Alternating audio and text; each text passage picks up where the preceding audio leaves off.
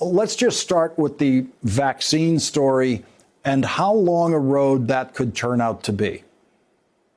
Well, thanks for having me tonight. You know, Dr. Fauci has charged us with an aspirational goal, a year to 18 months. It would be unprecedented, and we're all working day and night to make it happen. We have a vaccine that we're trying to accelerate into clinical trials now. It's already manufactured. We have up to 200,000 doses ready to move into clinical trials, and hopefully we'll engage the Food and Drug Administration about that. And there will be at least a dozen other vaccines that will enter clinical testing. So that is good news.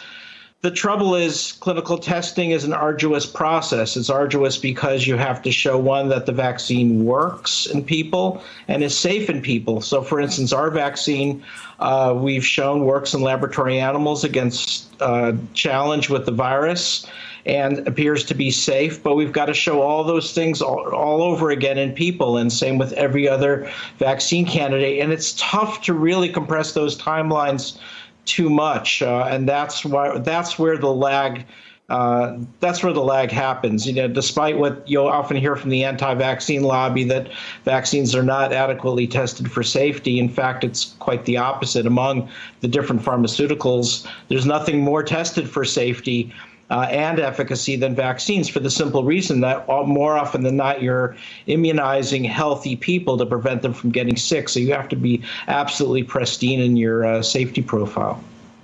Do you sometimes discover flaws in the vaccine after the vaccine has gone public? That's the least optimal scenario. I mean, we do have some good belts and suspenders around that. We have 4 independent systems of vaccine monitoring, even after the vaccine's licensed in the United States. This is monitored by the CDC and also the Food and Drug Administration, and it is very robust and it has detected problems.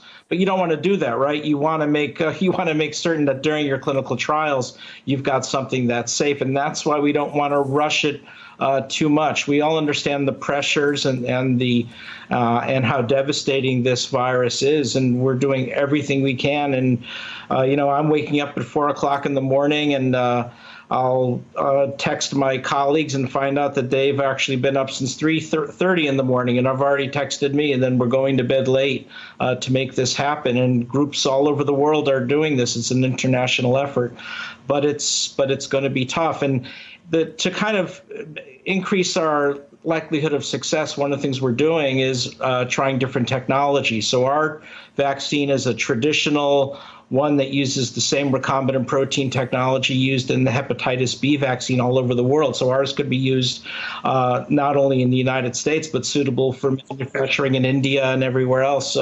And there are other newer platform technologies, and this will increase our likelihood.